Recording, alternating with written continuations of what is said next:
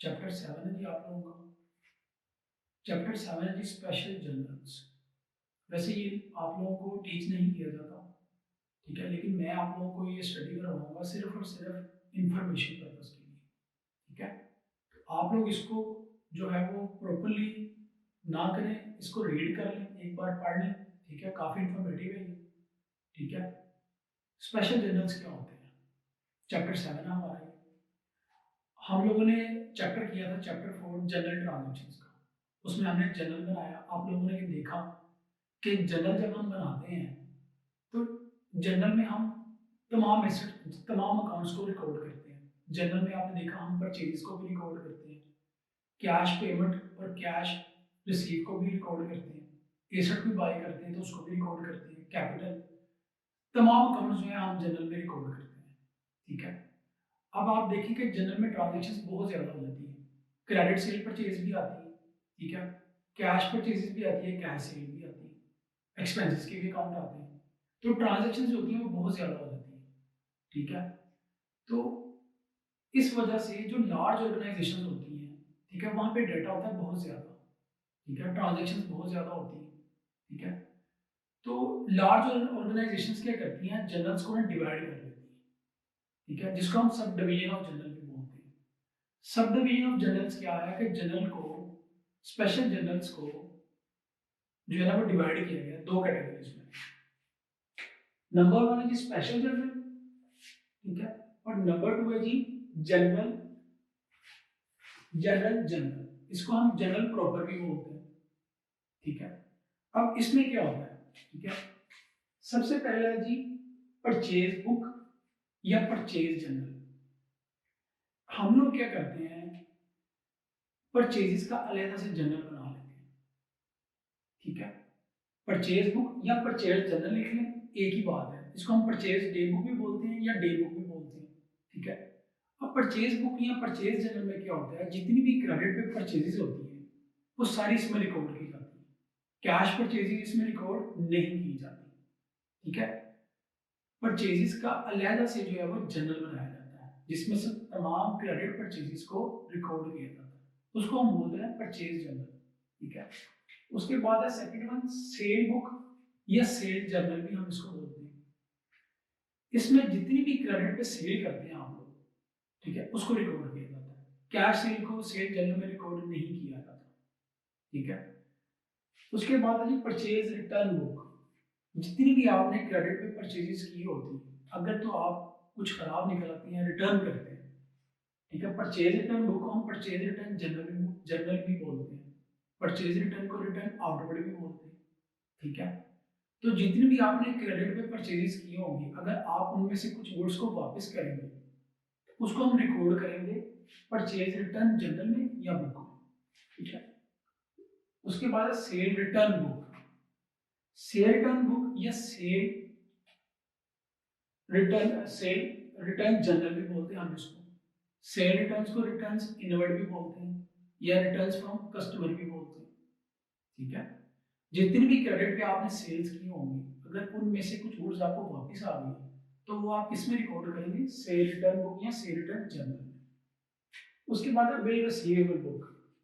Bill receivable book में क्या होता है, आप हमने बिल्स ऑफ एक्सचेंज किया, उसमें देखा आप लोगों ने कि बिल ड्रॉ होता है, ठीक है।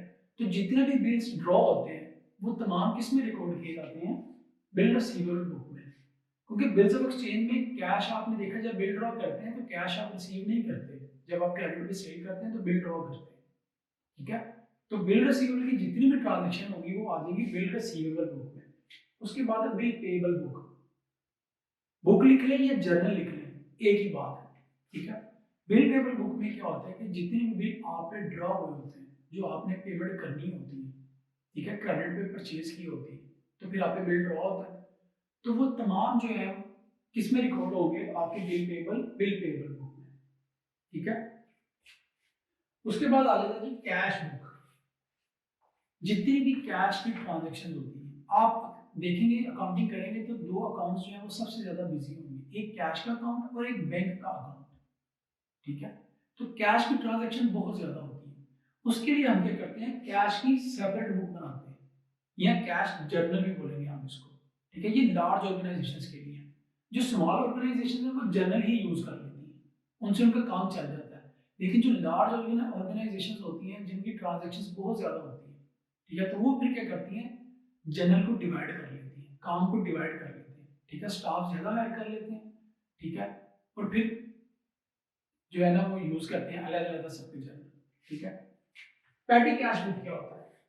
पैटी कैश बुक जो है वो कैश बुक का ही पार्ट है, लेकिन पैटी कैश बुक हम मेंटेन करते हैं डेली एक्सपेंसेस के लिए, स्मॉल एक्सपेंसेस होते हैं, ठीक है, इसमें कोरियर चार्जेस होते हैं, डिलीवरी के चार्जेस होते हैं, ठीक है, छोटे मोटे जितने भी एक्सपेंस होते हैं ना डेली बेसिस पे, ठीक है, वो किस बुक में रिकॉर्ड होते हैं? पैटी कैश बुक में। ये कैश बुक का ही पार्ट होता है, ये आप फर्दर आगे जाकर स्टडी करेंगे चैप्टर नंबर 8 में। उसके बाद है जनरल जर्नल। अब जनरल जर्नल जो है, जनरल प्रॉपर भी हम इसको बोलते हैं, इसमें कौन सी ट्रांजेक्शन रिकॉर्ड होती है? वो ट्रांजेक्शन जो रेयर होती है। अब सेल परचेज तो आपको पता है गुड्स की बहुत ज्यादा होती है ट्रांजेक्शन, तो रेयर ट्रांजेक्शन कौन सी होती हैं कि आप कोई एसेट बाय करेंगे, ये रेयर ट्रांजेक्शन कंसीडर होती है कि जो आप साल में कभी कभार करेंगे, ठीक है, तो वो किस में रिकॉर्ड होगी? जनरल जर्नल में, सेकंड कैटेगरी जनरल जर्नल में, ठीक है।